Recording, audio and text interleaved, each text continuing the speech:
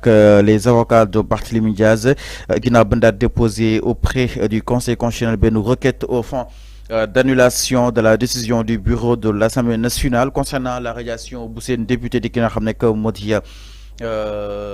Barthélémy Diaz élu sous la bannière bu coalition Sàmm Sa Kàddu selon les conseils du maire de Dakar ñoom ñi ngi exposé les motifs yi nga xam ni itam dafay rejeter quoi qu'on puisse sur cette décision bi nga xam ni itam Ousmane Diagne jël na ko mu nekk le ministre de la justice donc nag les avocats d'Ousmane Sonko ñi ngi défier ki nga xam ne que moo di les avocats de Barthélémy Diaz ñi ngi défier le ministre de la justice sur sa décision bi nga xam ni itam jël na ko sur la radiation bu Barth foofu si daanu ki nga xam ne que moo di assemblée nationale ñi ngi présenté ay motifs yoo xam ni itam jàpp neen que ni suñ ko toppee il n'y a pas lieu de radiation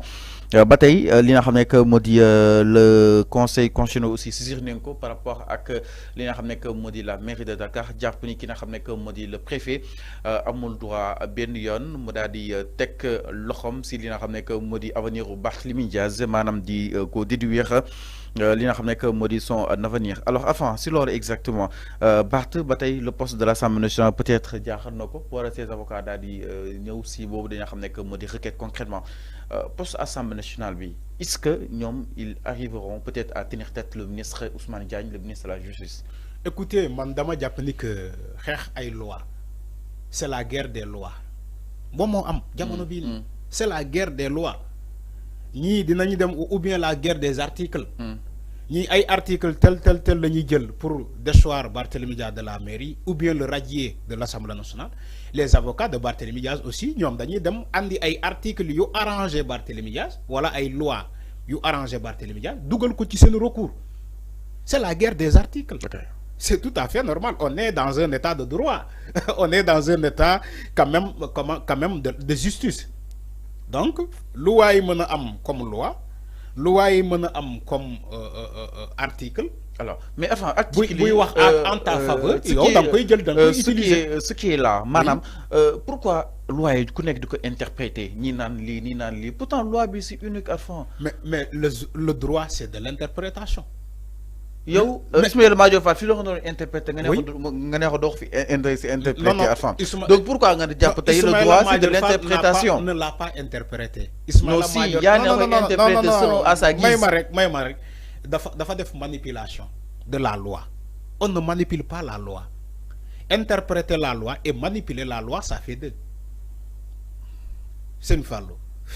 da ngay jàng pour comprendre. Interpréter la loi et manipuler la loi, c'est pas la même chose. Ça fait deux. Ismaïla Madior Fall, il manipulait la loi. Parce que c'est lui le tailleur de la Constitution. Am na ay loi yu bëri yu ñu voté Assemblée nationale ci jamono Macky Sall. Ismaïla Madior Fall moo leen bind. Moo bind ces lois-là. Il l'a dit dans une émission. Il manipule la loi. Man, je ne manipule pas la loi. Dama ne ñi interpréter loi bi. Nañ ko interpréter selon loi bi lu mu wax mais Sénégal fii da ngay gis ay nit di interpréter loi bi comme nu mu leen neexee loi bi nii la wax mais dama koy interpréter à ma faveur parce que droit interprétation la mais nit ñi lu leen neexee la ñuy interpréter loi bi moo dama ne la parfois on voit même la guerre des articles article bi lii la wax ni que nul n'a le droit de faire 2 mandats consécutifs par exemple le mandat présidentiel keneen ñëw ne la non article bi waxul ni que nul n'a le droit de faire plus de 2 mandats consécutifs. mais loi bi keneen day ñëw ma ñëw keneen dina ñëw pour interpréter que selon à sa guise day ne loi bi dafa ne nul n'a le droit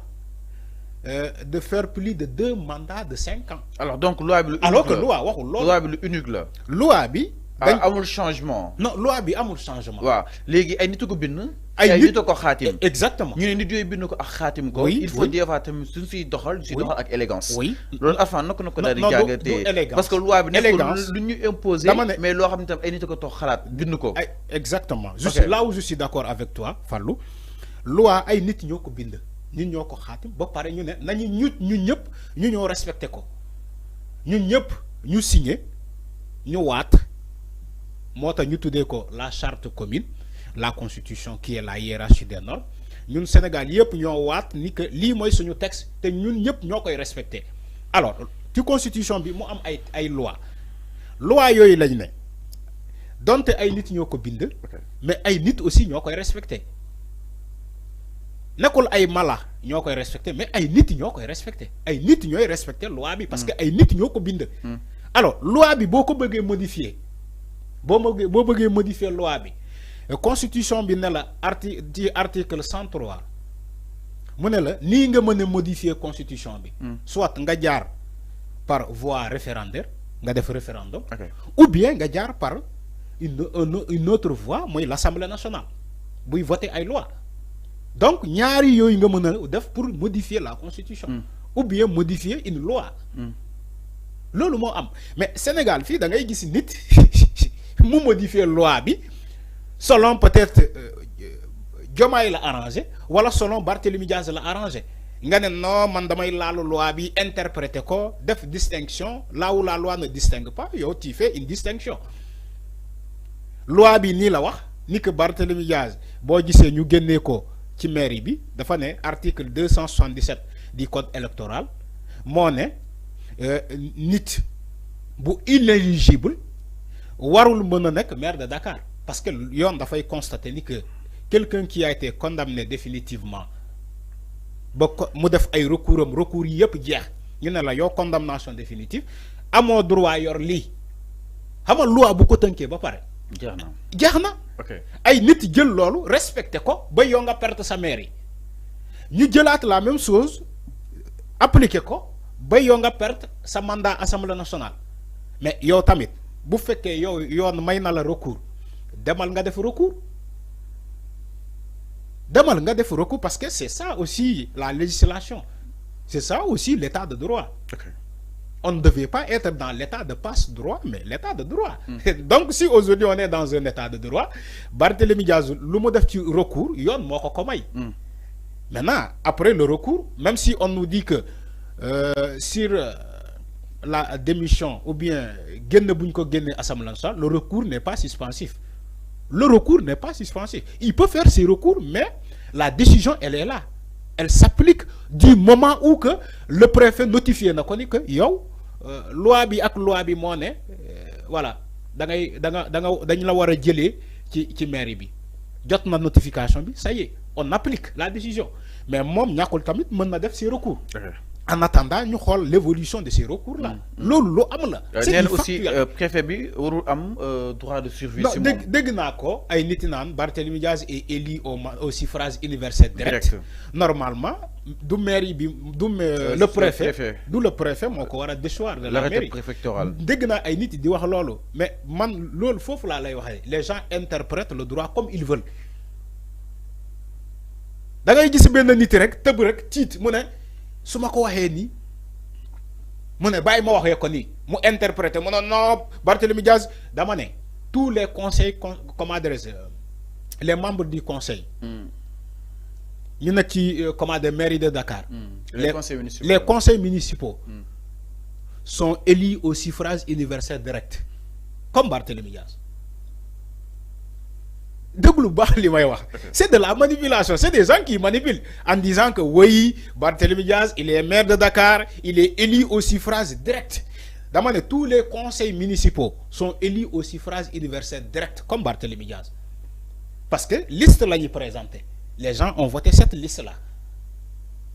maintenant ki nekk à la tête de liste moom mooy nekk maire automatiquement